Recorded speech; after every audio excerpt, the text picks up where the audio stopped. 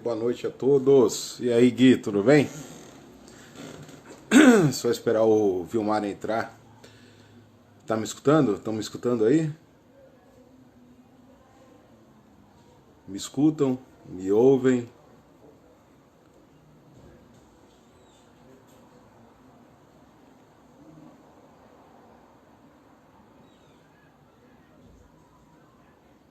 Muito bem. Ô, Marisa, que incrível.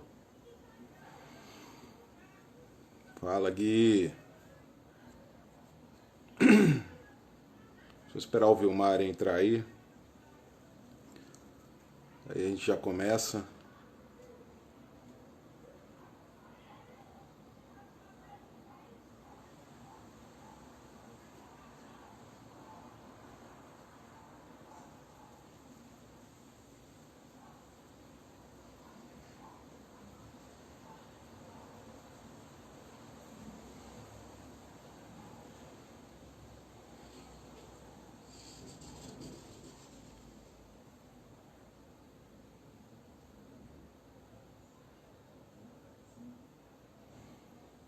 Rapaz, o Vilmar entrou. Eu acho que o relógio dele é diferente. Nossa, meu olho tá vermelho, né? Chorar às vezes faz isso. Fala, meu. E aí? E aí? Nossa, agora que Bem, meu tudo olho tá certo? vermelho pra caramba, cara. Ah, Meu olho tá vermelho. tô no inventando aí. Ah, chorar às vezes faz isso, né? Hã? Chorar às vezes faz isso. Que isso? Enfim, e aí, meu? Boa noite, tudo bem? Tudo certo. E aí, como é que tá? Todo mundo aí? Tudo bem? Tranquilo. E aí? Mais um dia. Mais um dia com o seu Essa semana tá movimentada, né? Guilherme Bonfante hoje, já? Não entendi. Essa semana tá movimentada. Tem o Gui Graças a hoje, tem, Deus. tem o Caetano Vilela amanhã, né? A Jamile É. Torman quarta, Lígia Chain quinta, Dani sábado, terça que vem Ana Luzia de Simone, na quarta Marisa Bentivenha, na quinta o Kleber Montanheiro, aí no sábado a Lê Domingues. Caraca, velho. Tá bom, né? Que bom, né? Que bom. Ah, eu acho que são experiências diversas, né? Mas que de alguma forma são profissionais que se cruzam, né? As histórias se cruzam, né? Eu acho que é isso. A Luz no Brasil, ela na verdade, ela se cruza, né? Mas aí, conta É, pra. e se a gente for ver, é um elo que as histórias vão se juntando, alguém teve a ligação, um teve uma ligação com o outro, um começou com um. E quando vê, todo mundo enfim, de alguma forma, de uma forma ou de outra, tem uma ligação, né? Isso é muito legal. Só o teatro e a luz proporcionam isso, né? Pois é. E eu queria perguntar para você, conta aí um fato inusitado na sua carreira como iluminador, algo que, enfim, que marcou aí, seja pro lado bom, seja pro lado ruim, entendeu? Ou um Caraca. projeto inesquecível, algo que você tenha feito e que, enfim, marcou. Teve um projeto que eu fiz, ele marcou, mas por um lado, assim, ele marcou de uma forma um pouco triste, mas eu acho que foi uma homenagem. Acho que foi uma das melhores homenagens assim que eu presenciei. Não talvez a melhor, mas uma das. Opa, acendi uma luz aqui. Em 2015, eu fui chamado para fazer um espetáculo com a direção da Marília Pêra e a supervisão do Fernando Filber. Qual espetáculo? Aí, depois do amor, aí a gente ia estrear em Manaus, ia fazer a estreia nacional lá no Teatro Amazonas. E aí, enfim, fui chamado para leitura, e aí foi. Eu já conhecia a Marielle e tal, só que todo mundo falava que no processo de criação ela é muito rigorosa, não sei o quê, então estuda o texto, que ela vai fazer perguntas, enfim. Já começou bem a coisa. Enfim, dei uma lida no texto, só que assim, estudei, tentei entender para não ter nenhum tipo de dúvida. Aí a gente chegou na casa dela, só que eu não sabia que já foi o período que ela já estava doente, né? Então eu não desconhecia a doença, enfim. A gente fez a leitura e depois ela conversou com a equipe, quis saber de cada um o que, que achou, enfim. Mas foi super tranquilo, cara. Aquele monstro assim que criaram dela, não vou dizer ser um monstro, mas é aquela coisa, não, a Marília é assim, assim, essa. Não existiu isso. Ela foi super carinhosa, pô, uma pessoa incrível, uma mulher de teatro, sabe como conduzir. Só que aí, enfim, a gente começou o processo de ensaio, teve uma outra leitura na casa dela, mas aí ela já estava mais debilitada.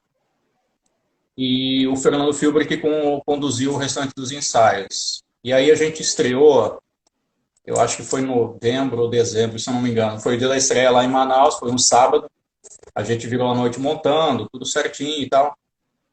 E aí, quando a gente foi pro hotel, quando chegou de manhã, todo mundo desceu para tomar o café da manhã e voltar pro teatro. Quando a gente desceu, aí a gente recebeu a notícia que a Maria tinha falecido no dia da nossa estreia.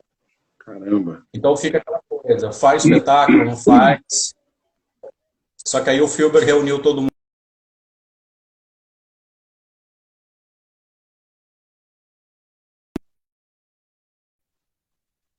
Mas ela participou do processo de montagem, enfim. Não. Não, não, não, não.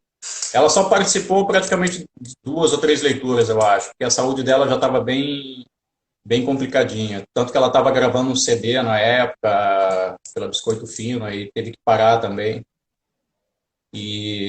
Mas ela acompanhava, de longe ela acompanhava, ela de vez em quando filmava um ensaio, ela via, dava uns toques e tal, mas ela presencialmente não chegou a acompanhar, não.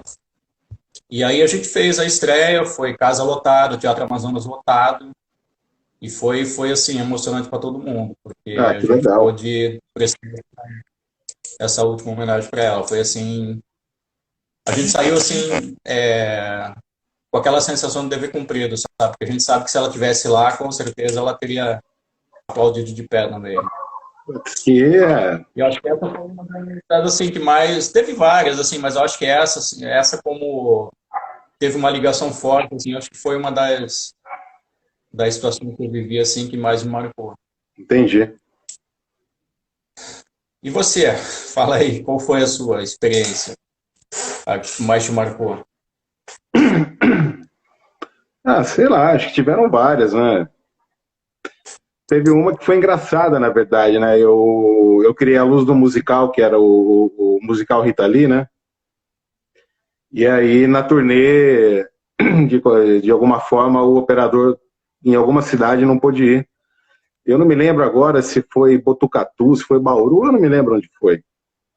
E a luz, ela já, na verdade, fazia-se essa luz numa ETC, e aonde foi feito o espetáculo não tinha equipamento, enfim, aí alugaram, não tinha ETC e acabaram pedindo uma Volite, né? E eu, na Ah, verdade, que fui fazer esse espetáculo porque aconteceu alguma coisa com o operador e ele não pôde ir. E beleza. E aí, como nunca tinha feito numa Volite, eu tive que gravar essa luz do zero, né? E os caras nossa. mandaram, na verdade, não era uma Volite, né? Os caras mandaram uma cópia aí, uma Xing Ling, né? E aí eu tô com a mesa em cima do palco, programando, e aí um amigo meu, que era o contra-regra da peça, o diretor de palco, o Sidney, ele olhou para mim e ele falou, Pivete, é normal sair fogo dessa mesa? Aí eu falei assim, claro que não. Ele falou assim, olha aí, cara. Aí eu olhei pelo rolo, tava começando a sair foguinho assim, né? Eu falei, caramba, Nossa. cara. Aí tiramos a mesa da energia, tal, isso, aquilo, apareceram com o extintor lá, jogaram lá na mesa. Beleza, aí mandaram vir em outra mesa. Aí essa mesa que veio não fazia PET. Aí mandaram vir em outra mesa. Aí essa mesa que veio fazia PET, mas não gravava. Nossa. resultado. Não consegui gravar nada, fiz a luz na mão e tal, mas foi esse fato engraçado, assim. Mas pegando um gancho nessa tua história, é isso que a gente sempre vem falando, né? Essa diferença de alguém que tem o domínio da luz, sabe como se virar, porque se fosse um outro operador, por exemplo, tivesse uma tecnologia na mão, essas coisas que a gente fala, de MA, enfim, tecnologia. Chega numa situação dessa, a pessoa não sabe o que fazer. Porque se não tiver aquele equipamento, que ele fez aqueles milhões de efeitos, o cara não sabe se virar. Então, acho que essa técnica que a gente sempre toca, né? Que a importância de você conhecer a luz, de você saber o princípio da luz, de você entender o espetáculo que você está fazendo, porque numa emergência dessa você tem que resolver, né? E resolver dentro do conceito do espetáculo e do conceito da luz que tu criou, né? O Paulo Denizou tá falando, se fosse uma MA, você estava lascado. Primeiro que eu passo longe da MA. Segundo que... enfim. Mas eu acho que a experiência de você ter começado numa era, né, numa época que as coisas eram analógicas e que você tinha que operar espetáculo com 100, 150, 200 movimentos numa Ditel, numa GCD, eu acho que isso, na verdade, te capacita para uma emergência numa mesa digital, entendeu? Mas o final foi bacana, foi legal, entendeu? Faz na mão mesmo e foi. Não tem o que fazer, né? Tão bom, né? É tão bom você estar dentro do espetáculo, né? Você tá ali com aquela energia, com aquela vibração, sentindo a mesma respiração que o elenco tá tendo. É muito legal. Pois é. Mais alguma coisa? Não, é isso. A agenda da semana foi divulgada, né? E é isso. Pô. Só agradecer a todo mundo aí por estar com a gente nesse período falando de luz, falando que a gente gosta, que a gente sabe fazer, ou pelo menos está aprendendo, né? Está no caminho. O bom da luz é que você está aprendendo todo dia, né? Verdade. Não, eu ultimamente tô lendo muito, tô me formando, tô conhecendo, buscando coisa nova, e a gente vê, cara, quanta coisa teve no passado, quanta coisa tem e quanta coisa tá por vir ainda. Passa a agenda aí, o Paulo Denizou tá pedindo agenda, passa aí. Agenda? Cara, tô sem os nomes aqui. Bom, amanhã, Caetano Vilela. Mas lembrando que hoje, segunda e terça é às 7, né? Às 19. Quarta e quinta é às 20. Essa foi uma extra, né? Hoje e amanhã estão sendo 2 extras. Na verdade, só para saber, porque só para explicar, a gente fez já uma live com o Gui, já fez uma live com o Caetano, só que, olha, a Adriana Lessa entrou, que legal. Beijo, Dri. Adrianinha Lessa. Queridona, amiga querida. Saudade, Dri. A gente já fez com o Gui, com o Caetano, só que a gente, na época, não sabia como salvar e acabou perdendo essas lives.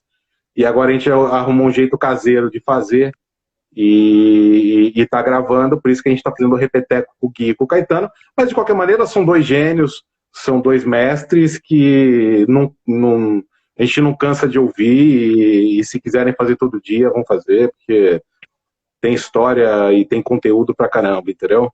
Mas, assim, pro Caverninha também, né? Então, assim, hoje o Guilherme Bonfante, amanhã o Caetano Vilela, quarta-feira Jamile Thorman, incrível. Quinta-feira Lígia Chain, incrível. Sábado a Daniela Sanches. Terça-feira Ana Luzia de Simone.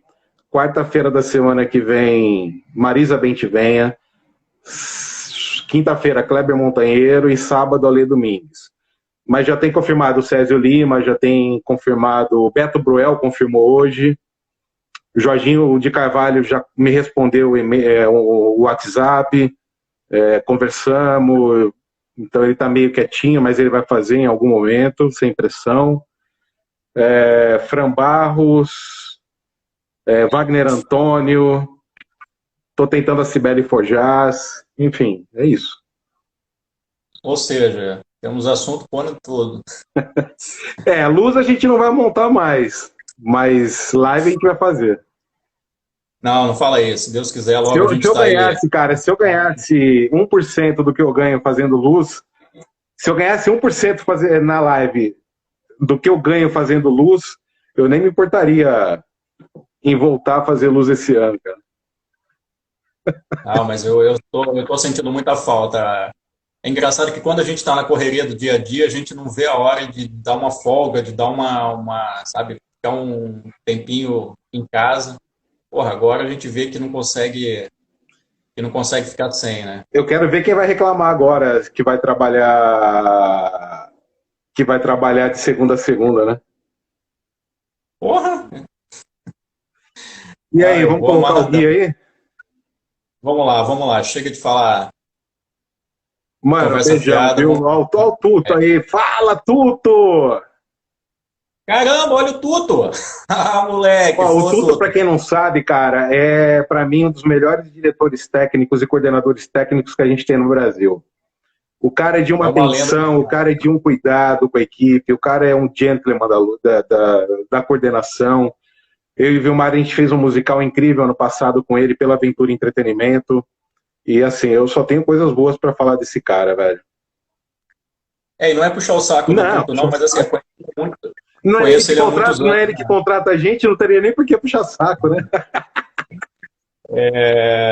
Não, mas assim, falando sério, eu conheço o Tuto já há uns anos, muitos anos já, e assim, cara, ele trata todos os departamentos assim, com a mesma atenção, com o mesmo É carinho, um sabe, com o gentleman. mesmo cuidado. O cuidado que ele tem com o espetáculo é uma coisa fora de série, assim, é um profissional de tirar o chapéu. É. Valeu, gente. Se cuidem aí, até amanhã. Beleza, Manão. Beijão. Obrigado, viu? Até amanhã. Vou colocar o Tchau. guia Se aqui. cuidem. Valeu.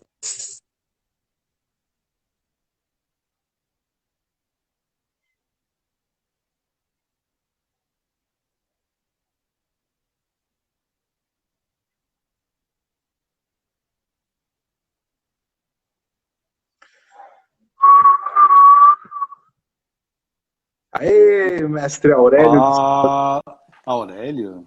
O Aurélio tá aí, cara. Ô, Aurélio, vou falar com ele já já. O Acho que é Maneco, no o outro. Maneco tinha entrado também, acho que tá aí. Ixi, Maria, tá feia a coisa pro meu lado, hein? Tá precisando de cameraminha aí? Tá ruim aqui, não. É que eu armei um esquema aqui, mas a tela do computador mexe, é foda, bicho. E aí, Guizão? Salve, salve, salve, tamo aí, né? Vamos Pô, lá. cara, você é o gentleman da luz, cara. Eu, Para de elogiar que vão achar que eu tô ganhando, tô te pagando, sei lá, né? Você é o gentleman da luz. Você podia, sempre entre uma live e outra, você podia entrar 20 minutos. Rapaz. E aí, tudo certo? Pô, legal, né? Que os seus vídeos agora estão indo lá para o YouTube, eu vi outro dia, tá lá.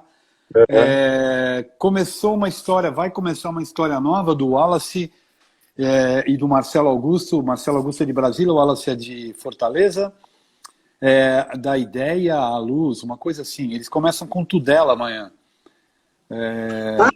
Falar, eu tô com o Tudela dia 19. Não, dia 28 amanhã. Não, sim, mas eu vou fazer com o Ah, Tudela dia 19. o Tudela eu mandei o WhatsApp para ele lá no começo e aí ele deve estar magoado comigo. Não fique magoado comigo, Tudela. Você é um cara muito importante. Então, tem vários, né? Tem o cara de Brasília lá, o Moisés também tá fazendo um trabalho lá com designers de Brasília. Legal isso, acho super bacana, né? Finalmente. Na verdade a galera tá se unindo. Na verdade, eu acho que é para uma coisa só, né? Sim, eu acho que o mais interessante de tudo é saber que a luz está aí, né? Tá todo mundo falando dela. É o que a gente sente falta, né? A gente reclama muito que as pessoas não sabem bem o que a gente faz. Tem gente que não entende o que a gente faz, não entende os caminhos, né? Como que é o processo, como é que você chega no desenho. Então, eu acho Mas bacana. você sabe que eu acho mais legal disso tudo? É que a gente está, de uma certa forma, uma vez perguntaram para mim, né? E eu fiz questão agora, quando eu ganhei esse Bibi Ferreira ano passado, eu fiz questão de, quando eu subi no palco, eu falei isso. As pessoas perguntaram para mim, mas, pô, quem vai fazer a luz lá é o teu concorrente, né? Não tenho concorrente. Eu tenho amigos e colegas de profissão, né? E o mais legal é que a gente está colocando todo mundo para falar com todo mundo, né? Sim. O Neném já passou, a Aurélia já passou por aqui, o Maneco já passou por aqui, eu vou fazer com eles lá agora. Eu começo uma sequência com toda... Eu peguei a árvore genealógica da luz brasileira e fui assim, da raiz, e estou fazendo assim, estou tentando fazer assim, né? Não, eu acho legal, acho que quanto mais gente estiver falando, discutindo, conversando, quanto mais gente estiver trabalhando, né, o mercado tem que fortalecer. E a gente sabe que ficam aquelas pessoas que trabalham seriamente, né? Eu estou tentando desligar meu computador porque já... peraí, desligar, que eu estou usando ele de apoio aqui.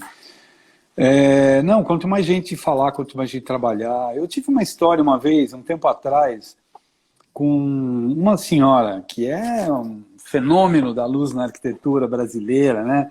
Das antigas, como diria Camilo. E eu conhecia uma pessoa que tinha uma relação com ela, não sei qual, enfim. E aí eu pedi para essa minha amiga falar com ela para ver se ela me aceitava para eu fazer um estágio. Eu já estava trabalhando fazia um tempo já, né? Mas eu queria...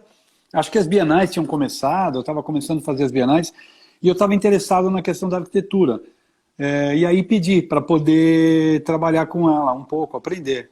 Você acredita que ela respondeu, mulher consolidada, com escritório e tudo, né? Você acredita que ela respondeu, eu não vou ensinar ninguém para depois virar meu concorrente, né? Uma coisa boba, total, né? Acho que cada um de nós tem o seu espaço, tem o seu mercado, né? Tem os seus parceiros, né? Eu vou falar uma coisa para você, cara. Eu estou na profissão há alguns anos, você muito mais, mas não existe, de verdade, aquilo que eu sei tudo, ou que você sabe tudo, ou que a Marisa sabe. Não existe, cara. Caralho. Entendeu? Tem coisas que eu garanto que você ainda hoje tem dúvida. Eu garanto que você ainda soa careca quando vai estrear. É verdade. Eu tenho mais dúvidas do que certezas, eu poderia lhe dizer. Exato, cara. É verdade, entendeu? Então, eu acho que eu não sei, tem várias possibilidades de você pensar o nosso campo, né, de atuação. Eu acabei indo por um caminho, por conta do Vertigem, por conta da minha parceria com o Tó, eu acabei indo por um caminho que é o da pesquisa, o da experimentação, o do teatro, da pesquisa de linguagem e tal. Isso também me levou para outros lugares, mas digamos que o meu lugar autoral, o lugar que eu me reconheço como designer, assim, que é dentro do Vertigem, e isso foi abrindo um braço que é o pedagógico, né? Que também é uma coisa que eu sempre gostei muito. Acho que isso tem uma base na minha formação marxista, leninista, de compartilhamento do conhecimento e tal, né? Então eu fui para esse campo pedagógico e com o início da escola, isso se fortaleceu muito, né? E então acho que fiquei nesse nicho do teatro experimental, do teatro de grupo, experimentei outras coisas, exposições, tal, fui transitando, né? Mas eu acho que a minha identidade mesmo é essa. E durante um tempo você quer negar um pouco isso, né?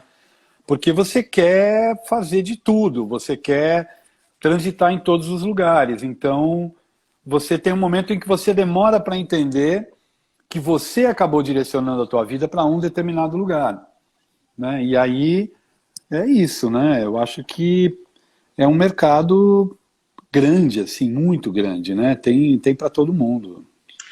Eu vou falar uma coisa pra você. Às vezes eu sou meio maluco, né, cara? Essa coisa de querer inovar, eu acabei uma vez fazendo espetáculo sem geral, né? E os caras, porra, mas você é louco, cara? Sem geral? Eu pensei, porra, sem geral, cara. Eu tenho um lema que é o seguinte, cara. Eu acho que se você vai fazer uma luz só pra iluminar, então faça com a luz do serviço. Eu não sei, você também é meio radical nessa fala, né? Porque eu acho que geral, iluminar o quê, Não, é né? isso. Como, qual a qualidade? Você pega uns trabalhos europeus que abre a cena, é uma luz assim branca que ilumina tudo indistintamente, que fica ali o tempo inteiro. Eu acho que tem que saber fazer um negócio desse também. Não é assim, né, Pivete? Nas entrevistas todas que a gente teve lá no Lighting Studio, alguns light designers que passaram, algumas, você ouve uma discussão sobre e começa a pensar sobre qual é o nosso papel de fato e quando a gente é light designer ou quando a gente não é. Eu acredito que a gente é tanto na condição em que a gente tem a liberdade absoluta de criação e que a gente vem com uma proposta e coloca ela sem interferência nenhuma, e daí o diretor vai olhar aquilo e vai mexer com aquilo, até quando você chega e a pessoa meio que te direciona. Porque o diretor que te direciona mais, às vezes, né? Claro, eu nunca trabalhei... Eu vi uma entrevista do Wagner Pinto até falando do Thomas, que na verdade o Thomas ele sabia o que ele queria do ponto de vista atmosférico, mas não exatamente do ponto de vista técnico, da escolha dos equipamentos, né? Aí também eu acho que é um trabalho do light designer, porque é da tua especificidade conhecer os equipamentos, saber como ligá-los, saber como usá-los, para poder oferecer para o diretor e traduzir para o diretor aquilo que ele tem como princípio ali de atmosfera e tal. Então eu acho que você de repente escolhe, com esse cara eu não trabalho mais, né? Porque eu vou chegar lá, o cara vai me dizer, bota um foco aqui, um foco ali, um foco lá, né? Aí você vai escolhendo, você vai deixando de trabalhar com essas pessoas, né? Mas não seja tão radical assim, né? Eu sei lá, eu acho que é buscar, talvez, buscar um. Tentar, enfim, é meio complexo e hoje eu não estou no dia muito legal para. Você chorou, você disse aqui que chorou. Então, E... Prometo que eu vou concordar com você daqui para frente, então. Não quero. Não, imagina, concordar nada. Diga lá. Tem muita gente aí que entrou e tal e que não sabe da sua assim, de como você começou, né? Uhum. Você consegue dar um apanhado geral de, por exemplo, que ano você começou, em que condições você começa, o que fez você voltar o seu olho para a luz e falar, puta, é aqui que eu vou ficar, né? E se você teve algum mestre, alguém que te inspirou, e o que fez você continuar, né? Porque começar, a gente começa agora. O que falou, o que você pensou e falou, cara, eu quero continuar e é isso que eu vou fazer, entendeu? Cara, você sabe que é engraçado, né? Ouvindo as pessoas todas, essa questão do mestre aparece muito forte no Brasil, né? A nossa formação, eu acho que até a minha geração, eu comecei um pouco tarde, né? Então eu tenho amigos que começaram depois, às vezes, até e são mais novos do que eu. Mas uma boa parte das pessoas que estão aí na casa dos 50, 60, até um pouco menos, tiveram um mestre, né? Alguém que os ensinou. Isso vai mudando a partir de 2009, 2010, começa a sair essa garotada da SP e daí começa tendo passado por uma escola. Mas, em geral, eu acho que 80%, 90%, pouquíssimos estudaram fora do país, né? Nem sei quais, assim, eu não saberia te dizer. A minha trajetória começa no teatro político, lá dos anos 70. Eu fiz uma escola de teatro muito pequena, mas o professor que eu tinha era um cara muito bacana, que depois deu aula no Macunaíma há muitos anos. E ele era um cara ligado a organizações de esquerda da época, né? Isso a gente não sabia.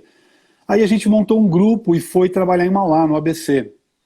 E esses grupos que trabalhavam nas periferias nessa época, eles eram grupos que tinham o que depois vai virar o processo colaborativo, que é uma gestão absolutamente artística compartilhada. Todo mundo escreve, todo mundo dirige, todo mundo atua, você aprende tudo, né? Esse grupo durou de 76, 75, que a gente vai para Mauá, até 80 e poucos, né? Eu fiquei lá. Então, eu retardei a minha entrada no teatro profissional porque a gente fazia um teatro que, teoricamente, era um teatro do proletário, era um teatro operário, era um teatro que ia contra o teatro burguês, que era o teatro de mercado, o teatro que cobrava ingresso e tal. Nosso teatro era aquele teatro que ia para a porta de fábrica, juntava as pessoas no bairro, tinha um problema X, você fazia uma cena sobre aquele problema, para daí ter uma discussão no final da peça e organizar as pessoas para lutar por aquilo, enfim. E nesse meio tempo eu tinha que me virar para sobreviver, então eu trabalhava nas burocracias da vida. Numa dessas eu caí no Departamento de Artes e Ciências Humanas, com 2 caras muito legais, um que virou produtor de shows, o César, e o Antônio Carlos, o Tatá. E eu fiquei lá, trabalhei um tempo com eles e depois, continuei minha vida, até que acabou o grupo em Mauá.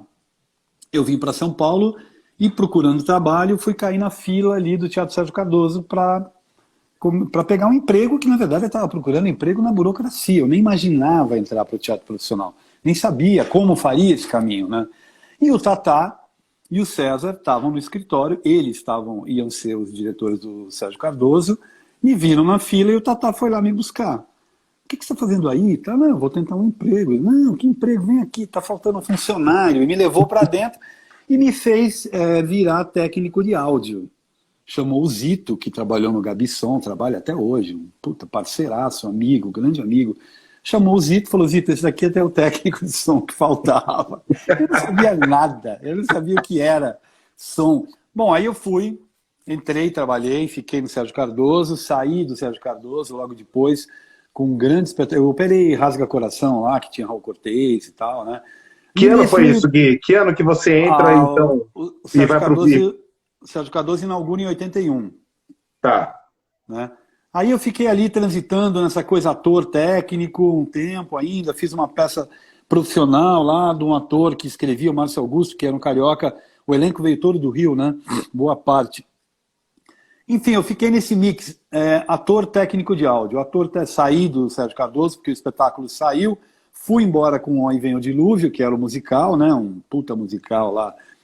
E nesse meio tempo, eu fiquei um bom tempo nisso.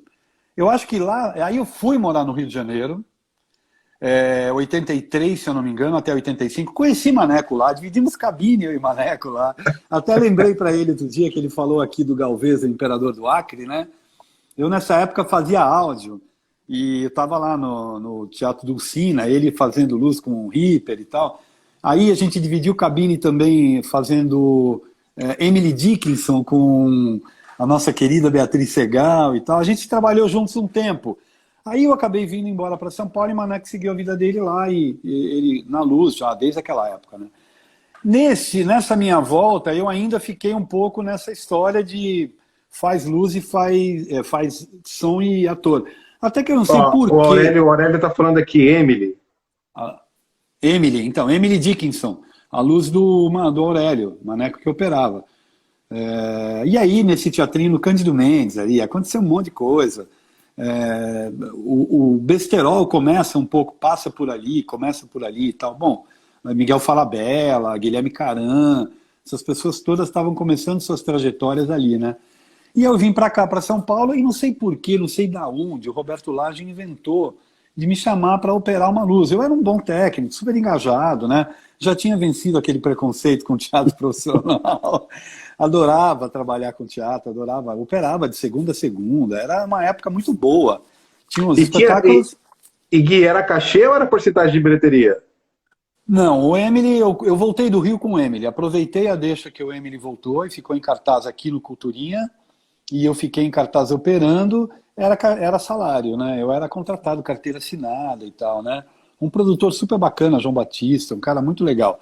Nessa época, eu não me lembro porcentagem, eu sempre dei sorte de ganhar. Inclusive, foi uma das coisas que me tirou do palco e me fez ir para a técnica, foi o fato de que eu via meus amigos atores com muitas dificuldades de sobrevivência e eu achava... E desde aquele momento eu já queria era mais viver bem, assim, viver tranquilo, pagar minhas contas e tal. Já morava sozinho, né? Era casado com a mãe do Camilo e tal.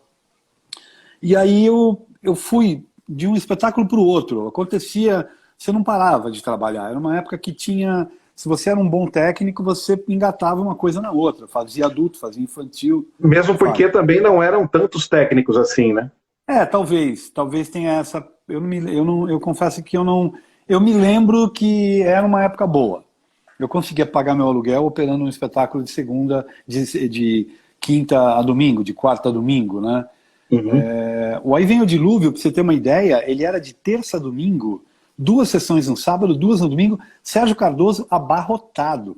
Era uma coisa Caraca. louca. Era uma coisa, mas era um Quem musical. dirigiu essa? Rapaz, uma montagem que Foi a veio da primeira Argentina. versão? Foi a primeira versão. Porque depois me parece que teve outro, lá no antigo Zácaro, né? Que aí acho que já foi direção do Wolf Maia, não? Não, essa não. Essa tinha Luiz Carlos. Puta, como era o nome do cantor? Eu não me lembro. Nossa, era uma loucura. Depois se descobriu que o Opus Dei fazia parte da história, que Que é isso, o cara? empresário era o Spadoni, era um argentino meio mafioso, que trazia coisas, ficavam guardadas no teatro, depois à noite, na madrugada, carregava caminhão, levava embora. Enfim, era uma coisa meio louca lá que rolava. Eu sei que nessa história o Lage resolveu me chamar para operar um espetáculo. Era a Luz do Fernando Jacon. E eu tinha deixado essa vida do grupo, que a minha ligação com o teatro era num viés artístico e não técnico. No grupo você faz tudo, né? Você aprende tudo. O grupo é uma grande escola. A gente fala muito no Vertigem que tem uma questão pedagógica muito forte no grupo. Eu aprendi a produzir, a administrar, a dirigir. Cenário que realmente não é a minha praia, né? Trilha, figurino, você tem uma vivência muito intensa na sala de ensaio. Então eu era uma pessoa de teatro. Então todas as produções que eu entrava, eu ajudava a montar aqui, a montar ali, a fazer tudo, né? Aí o Lage inventou. Eu sei que o nosso queridíssimo... Entrou um cara aqui que você não conhece, o Tato Corbett. Tato Corbett. Fiz primeiro e segundo Fashion Week, se não me engano, que ele fazia. Trabalhei como técnico para ele lá, aprendi pra caramba com ele. Tato é um cara muito importante para a Luz em São Paulo, né? A questão dos equipamentos, dos ETCs. O Camilo falou um pouco disso lá na entrevista dele. E eu não sabia nada, liguei para o João Donda, querido João Donda. Todo mundo, cara. Não, o João Donda ele é um cara importante que a gente precisa conversar com ele também. Sim, sim. E ele tem que, sei lá, o nome dele tem que ficar assim na história, porque ele é um cara muito importante. Eu acho que ele é um cara multidisciplinar, assim, né? O cara sabe mexer com ferro, com madeira, sabe mexer com elétrica. Ele inventou umas coisas malucas, né? A última vez que eu vi o Donda, ele tinha um circo ali na Funarte. Sim, ele ficou com um circo há muito tempo. Mas aí eu acabei perdendo o telefone do Donda, mas eu acho que eu tenho contato da Ana, filha dele. Eu vou conversar com ela e pegar o telefone dele. Eu tenho o contato dele, eu te passo. Pô, legal. Ele viajou, voltou e tal. Ele é um outsider total, assim, né? Ele não se enquadrou, mas é um cara... Eu acho um cara muito bacana. Eu vi ele fazendo Lusa, vi ele fazendo um espetáculo Crocodilo do Nilo, aliás, que era de sombra, aquela sombra que trabalha com várias técnicas, né? Entre umas, acho que são as indianas, que são figuras que têm vazamento, e nesse vazamento tem cor. Era incrível o trabalho dele. Ele fazia os bonequinhos, tudo. Mas, enfim, o Donda me explica o beabá ali para eu montar. Fui montar, montei, e era uma luz, como muitas, né, que tinham naquela época. Isso devia ser 87, 86. Cheia de foco. Tinha uns 30 focos, né? Era uma história de um cara que aprende inglês com uma professora. Elias Andreato fazia professora no estilo Tutsi. Ele se vestia como uma mulher. Tanto é que acabava a peça, algumas pessoas entravam no camarim para cumprimentar a atriz, não sabiam que era um homem. E ficavam passadas com ele. O trabalho dele era primoroso, né? E o Renato Modesto, que depois virou autor. Então era Só um adendo, só para não te cortar. Você falou que tinham 30 focos. 30, sei lá. Para ficar registrado, o que foi usado para fazer esses focos? Uma PC, tudo sapão. Tá. O clássico sapão GCB. Não tinha outra coisa, não tinha recurso, era o Teatro Domus, chamava o teatro, uma escola do Pueridomus, né? Nossa, minha memória hoje está trazendo coisas que nem eu lembrar. Bom, eu sei que montei, aprendi, desce tudo, limpa tudo, tira a lente, limpa a lente, sobe tudo onde ele quiser, nas posições, pá. montamos, ligamos uma mesa de 24 canais, acho que tinha mais que 30 focos. Uma mesa de 24 canais GCB, aquela clássica GCB, quem não conhece, que tem preset A, preset B, preset C, A, B e C. Você programa cena A, cena B, cena C, faz as fusões e vai reprogramando para ir andando com as cenas, né? Aí eu tive que construir 2 pianos. O piano é 2 madeirinhas, uma série de silentoques, alimenta todos eles. De cada silentoque sai uma fêmea, que é onde entram os refletores, e dali entra num único canal. Então você tem 8 refletores diferentes num canal que cabem 4. E aí você seleciona qual que você quer. É uma coisa dos antigos. Na verdade, você vai pegar esse piano, vai jogar num canal de dimmer. Exatamente. Mas... Aí eu tinha 2 pianos ali que eu tinha que... Então o cara tá no dentista, era um foco. O cara ia para a sala de aula, era um foco. O cara ia no banco do jardim, era um foco. Tudo foco, foco, foco, foco. Imagina que um palco, ele está dividido em 4 focos na primeira linha, 4, 4, 4, 4, enfim, né? E ia tendo esse jogo. Hoje você olha para isso e fala, puta, que luz, né? Mais previsível, que coisa mais... Mas na época era uma coisa... Dava um certo samba no negócio, tinha dinâmica. O Fernandinho era um cara muito esperto, né? E o Lage é um bom diretor, então a coisa rolava. Eu sei que, ensaiei, fiz o primeiro ensaio geral, uma lástima. Errei tudo, não conseguia acertar nada. Nunca tinha operado na minha vida. Aí desci assim, né, com o rabo entre as pernas e... Pô, Lage, difícil, não rolou. Não, fica tranquilo. Lage é um cara muito generoso, né? Nunca vi ele gritar com ninguém, nunca vi ele destratar ninguém. Um cara muito bacana. Não, fique tranquilo, porque eu percebi que você entendeu a peça.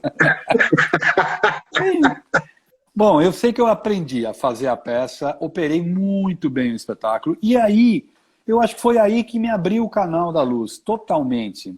Porque até então, eu estava naquela do Akai 4000DS, 4000dB, o gravador de rolo, play, stop, volume, play, stop, volume. Pô, era um tédio, né? Isso quando eu não ferrava, isso como dava pau na fita, né? Na época do dilúvio, eu peguei uma mesa bacana de estúdio, com 4 canais de entrada, por 16 de saída. Peguei um gravador de rolo Revox que tinha célula fotoelétrica, que ele parava com líder transparente. Eu tinha uma dificuldade de operação, foi muito interessante fazer. Mas isso só estava presente num tipo de trabalho que eu não pegava normalmente. Eu pegava aquele clássico do teatro, né?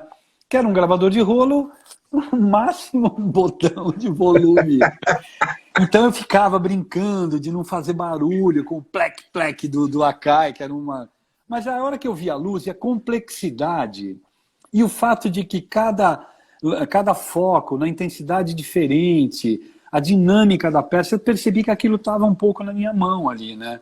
Operando. E eu fiquei encantado com aquilo. Eu achei que aquilo, de uma certa forma, me reconectava com um palco num viés mais artístico, que eu acho que sempre foi a minha praia.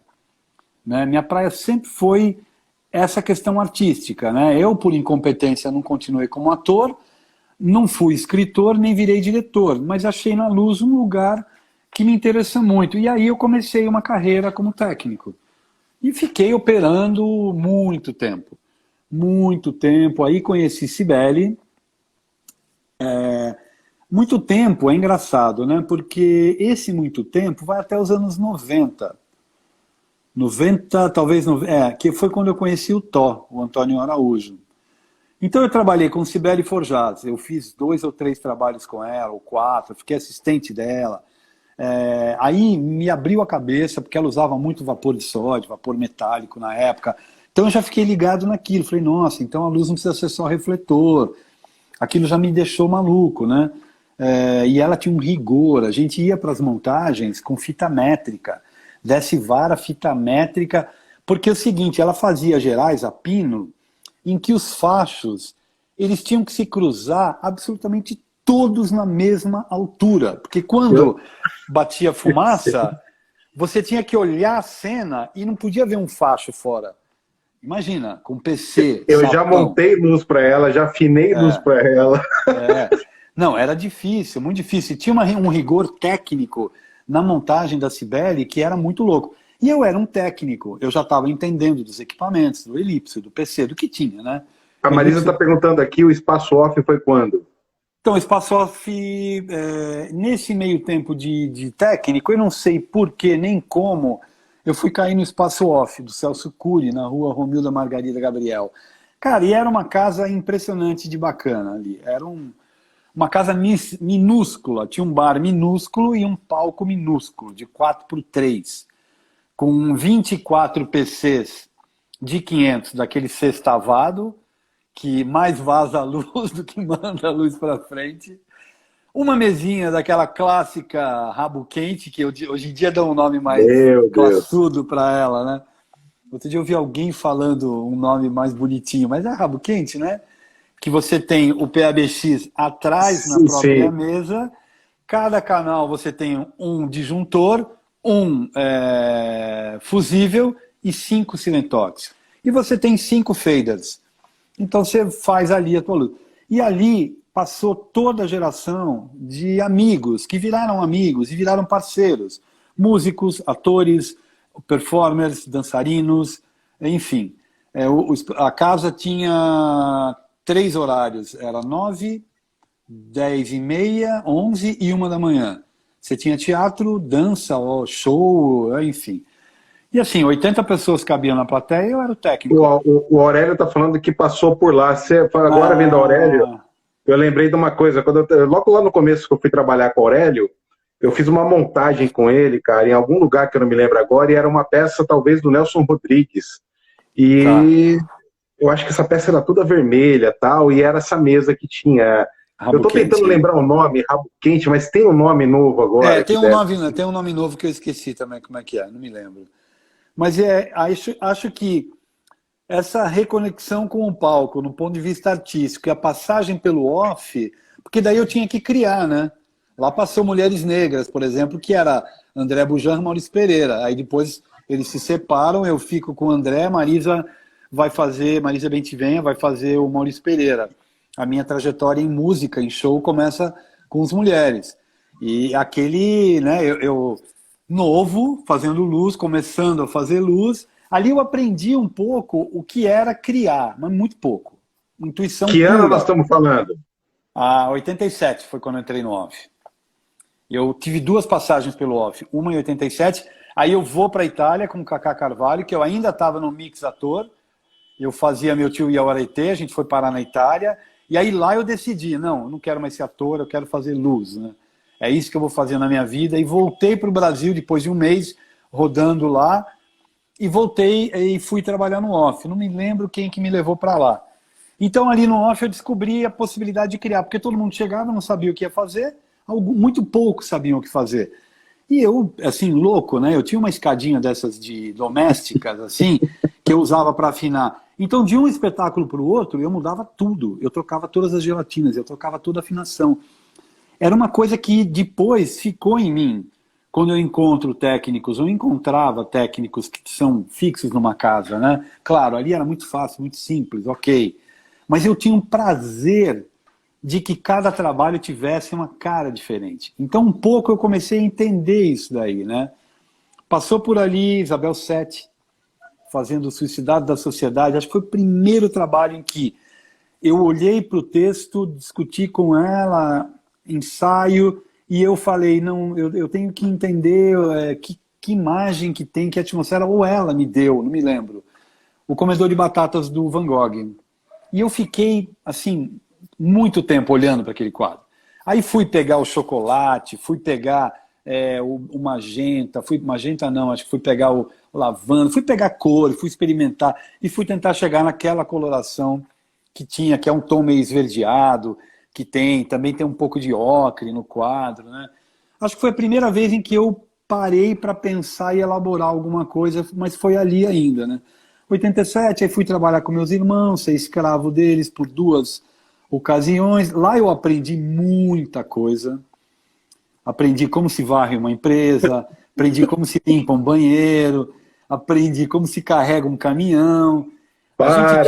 A gente tinha que testar os equipamentos, a gente tinha que guardá-los nas estantes, a gente tinha que arrumar as mesas. Então, o Nesito Barreto trabalhava lá, era o cara que Nesito incrível, né? Ele tinha vindo do Giancarlo, ele era quem consertava a mesa e tal. Ali eu aprendi muito, eu me aprofundei um pouco mais na técnica, né? Montava, desmontava tudo que você pudesse imaginar. Aí tive a segunda passagem pelo off, aí chegou uma hora que eu era muito chamado para operar e para ser assistente. A Michele Matalon, do Marzipan, aí o Domingos Quintiliano, aí o Marzipan vai estrear uma obra nova, e eu viro para a Michele, já trabalhava com ela era do Marzipan, eu falei, Michele, deixa eu fazer, me chama, deixa eu fazer. Mas não me chamaram. Confiavam muito em mim como técnico, mas não como um criador. Aí o Mingo foi criar e eu operava. Então eu fui operando. Então, peraí. Então o Mingo, ele é antes de você na criação? Sim, porque o Boi Voador, né, ele já é amigo do Didi ali, ele começa a criar o Despertar da Primavera, acho que ele já cria com o Didi. Aliás, eu vou levantar uma hashtag aqui, Mingo, ouve o meu áudio no seu WhatsApp. Então, o Mingo, ele não gosta muito de falar, eu acho, né? Eu acho que ele não gosta muito de falar. Tem umas pessoas que não entendem muito a importância, né, da gente poder falar, poder conversar, né? Mas eu sei que chegou uma hora que eu falei, ou eu paro de trabalhar como técnico, ou eu nunca vou conseguir criar, porque as pessoas nunca mais vão me chamar. Então eu voltei a trabalhar com os loiros lá, né, da Bela Vista, com os brothers. Me sujeitei à escravatura novamente, fui trabalhar lá. Para! E aí foi quando eu comecei a desenhar. Eu desenhava de graça, porque eu tinha que ano desenhar. Isso? Então, foi quando eu conheci Antônio Araújo, 90. Tá. Então, de 87 para 90, que foram só 3 anos, eu fiz muita coisa, como técnico e assistente, Cibele, Matalon e tal. Fui fazendo muita coisa e operando muita peça. E me desenvolvendo mais tecnicamente naquele universo do analógico, né? Aí fui trabalhar de novo com meus irmãos, que era a maneira de eu sobreviver e poder dizer não para a técnica. E aí dei a sorte da Lúcia Romano me levar para o Antônio Araújo, ele estava terminando o exame final dele da ECA, Cibele Forjás tinha feito o espetáculo anterior, naturalmente seria ela, mas ela não pôde, por uma questão do destino, e ela me apresentou. Falou, Antônio, Tó, né? A gente chama ele de Tó. Tó, esse é Guilherme Faz Luz, trouxe ele para você. O Tó falou, beleza, né? Trouxe ele, atriz do cara e tal. Oberösterreich, do Franz Xavier Kreutz. E o Tó já estava ali dando sinais da sua genialidade, né? Porque ele montou um espetáculo, que são 2 atores, que imóveis, praticamente imóveis, cheio de eletrodomésticos. Os eletrodomésticos funcionavam e os caras meio imóveis. Aquela coisa austríaca de tédio, de uma vida que não tem saída, você nasce de um jeito, vai morrer daquele jeito, não consegue mudar muito. E eu fiz uma luz com Augusto Francisco fazendo cenário, que era um cenário mega complicado, teto, parede, era uma parede que se afunilava, negocia daqui, negocia dali, abre uma fenda no fundo, põe uma sanca ali, faço uma coisa nas laterais para pôr refletores, pum. Deu muito certo. Deu muito certo a luz, o top, a gente de cara se entendeu muito bem.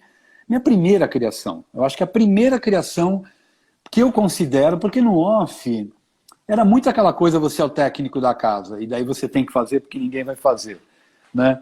Ali não, ali era o Antônio Araújo se formando na ECA, e o espetáculo vai ficar em cartaz no TUSP, que na época era lá nos Jardins ali, esqueci o nome da rua, enfim, fica em cartaz por um tempo, então eu acho que a minha primeira criação é ali. Daí engatei, né? Engatei a primeira com o Antônio Araújo, e daí a gente fez Hiperbórea numa casa de chá na Zona Sul, com a Eli Daruge, que era uma puta atriz, uma comediante, mas era um espetáculo que falava sobre a morte, e na sequência vem Clitemnestra, com nada mais, nada menos que Marilena Ansaldi. Uma puta de uma pessoa fodida, a primeira bailarina a dançar no balé de Moscou, né? Foi a primeira bailarina do balé do Municipal lá da cidade de São Paulo. Enfim, era uma figura, tinha feito Escuta Zé, tinha feito Hamlet Machine. uma intérprete daquelas assim que você, tipo, ela teria a força que uma Fernanda tem, porque ela vai para uma linha da dança-teatro, né? Que na época, nos anos 90, era muito forte em São Paulo, mas totalmente underground, né? Ela, uma pessoa arredia, que não quer saber de imprensa. E é engraçado como a vida da gente te leva para esses lugares, né?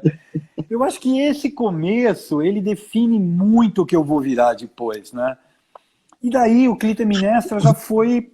Você acha, então, desculpa te cortar, mas você acha, então, que esse espetáculo com ela é a sua chave da grande entrada, não? Ah, eu acho que é, Pivete, porque era no... Você lembra do TBC? Sim. Não sei se você vai lembrar, mas ali em cima tinha uma sala que eles chamavam de arena, que eram duas Sim. plateias, tipo Pompeia. Só que eu cheguei a fazer uma luz lá nessa sala, mas ela já não era mais essa sala duas jeito. plateias. Ela tinha virado uma meio curvada, assim. Tá. Então, o que o Tó fez? Ele tirou uma plateia e fez uma escadaria. E ali eu fiz uma luz ali que eu já misturava tudo que você pudesse imaginar. Eu tinha vapor de sódio, eu tinha AR, eu tinha pimbim, eu tinha muita coisa diferente colocada na cena. O Antunes foi ver. Aí ele estava lá, ele viu a peça, eu estava sentado no fundo. Quando acabou, ele começou. De quem é a luz? De quem é essa luz? Eu me afundei na cadeira, né? Eu fui escondendo, fui escondendo. Eu falei, ih, o cara odiou, né? Aí, pum, me escondi. Ele foi pro camarim, sei lá. Passou um tempo, eu fui no camarim, dar um oi pra Marilena, e ele estava lá. Aí ela falou, foi ele que fez. Aí ele achou que eu tinha estudado com o Max Keller, porque eu usava vapor de sódio, mas eu não tinha... Na época eu lembro que quando o Max Keller veio para o Brasil, eu tentei fazer o curso dele, mas eu não consegui, porque eu não era ninguém, não tinha nome nenhum, e aquela coisa, o Sesc escolheu uns nomes para ir lá e tal, né? Mas eu tinha mais uma inquietação pelas temperaturas, pelos ângulos, pelas lâmpadas diferentes, pela qualidade de luz que cada aparato pode te dar. Era uma coisa totalmente intuitiva da minha parte, né? Então a Marilena, uma hora, abriu uma porta, o vapor de sódio já estava disparado lá há um tempo. Quando ela abria, num espaço muito diminuto, explodia uma luz, né, naquela tonalidade. E você está um pouco próximo, que você até percebe a textura da lâmpada, né? Porque o vapor de sódio, se você vai muito perto dele, você vê, parece que tem umas partículas ali, uma coisa louca. Bom, eu sei que esse espetáculo me deu o meu prêmio APCA, meu primeiro prêmio. E aí vem em 92... O APCA, então, ele teve uma época que ele premiava luz. Sim, eu ganhei alguns APCAs por conta de luz. Um foi pelo Bom Retiro, mas foi um prêmio dado pela arquitetura, que era a minha relação com a cidade, da luz dos postes e tal, né? Mas aí o Vertigem começou e daí foi 92... Então peraí, Gui, segura. A gente vai parar essa e eu vou te chamar de novo. Caramba, já deu uma hora, Pivete. Já. Pô, você tem que me cortar, me fazer parar de falar. Você é louco, isso aqui é um deleite, cara, ouvir você, tá maluco. Então eu vou parar essa, fica aí, eu vou parar essa, vou sair, vou entrar e vou te chamar de novo. Beleza, tô aqui. Até já. Até.